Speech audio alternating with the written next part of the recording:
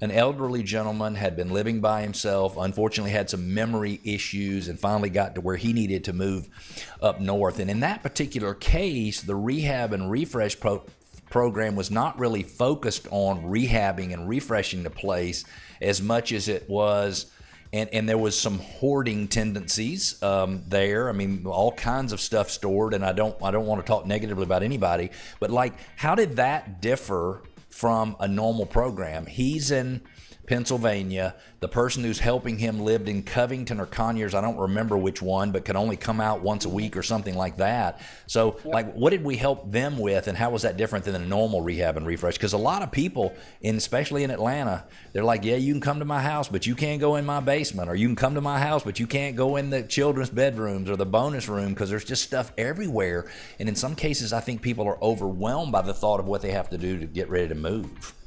Yep, and when you hear rehab and refresh, you think, oh, it's got to have a facelift, a manicure, and that's not always the case. Sometimes, and a lot of the time, is we're finding the dumpster, we're finding the people to get rid of the stuff in the house, we're finding charities to donate perfectly good furniture to. So it's not only just improving, it's releasing the seller of these burdensome things, whether they think they're burdensome or not, but that are impacting the sale of their house, or that would if it was there or not. So a huge portion of my job is, making sure that stuff is cleared out. And if we don't do anything after that, carpet cleaning is a big one, professional carpet cleaning, and just getting the property cleaned. It's so hard to make sure that it's in not necessarily show condition, but it's in clean condition, and that's a big hurdle in that. The reality is there is no way to overcome an odor in a property. And there's just something to be said for a property smelling clean. Like, sometimes I just want to go put a little bleach in the toilets and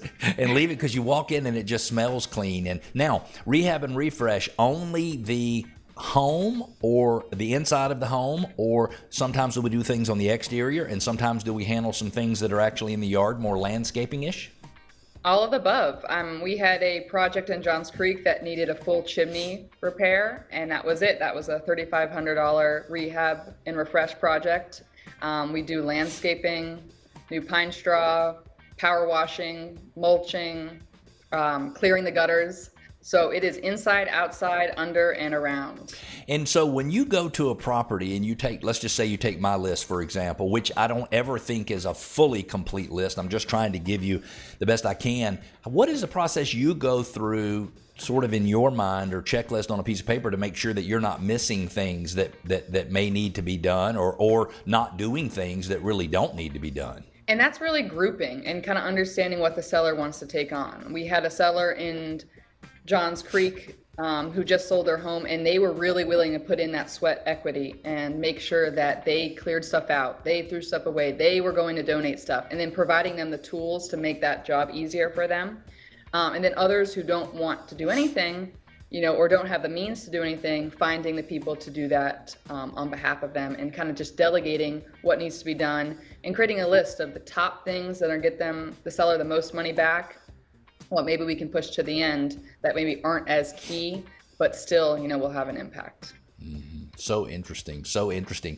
And in the case of the sellers you were talking about, they were actually moving to their retirement home down toward the coast. He was actually a guest on the radio show 2 weeks ago.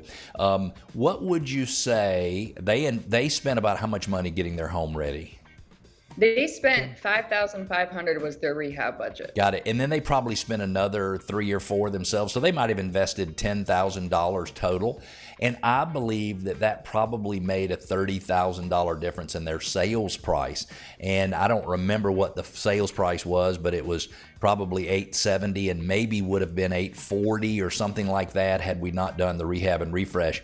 Of the things that were done in that home, if you had to pick one that you think was the single most important thing that was done, what would that be?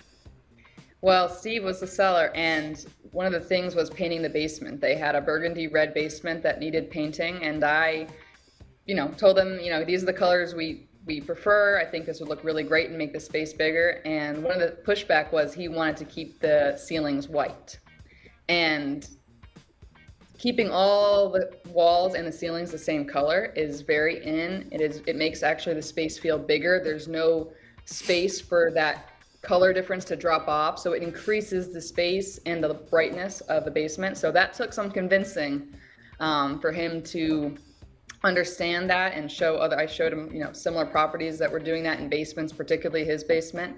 And so that once we did that, and that was a huge awakening for the basement. I think basements get a bad rap. They're the dungeon. They're down below. They're not as good as the top and bottom floor. And so we trying to create a seamless transition from the first and second floors to that lower third floor. So I think by doing that and getting the carpet cleaned as well and clearing the stuff out, that created that transition between levels so that when someone walked down for the first time, they didn't think, oh, this is the basement. They thought, oh, this is usable space that I want to be in.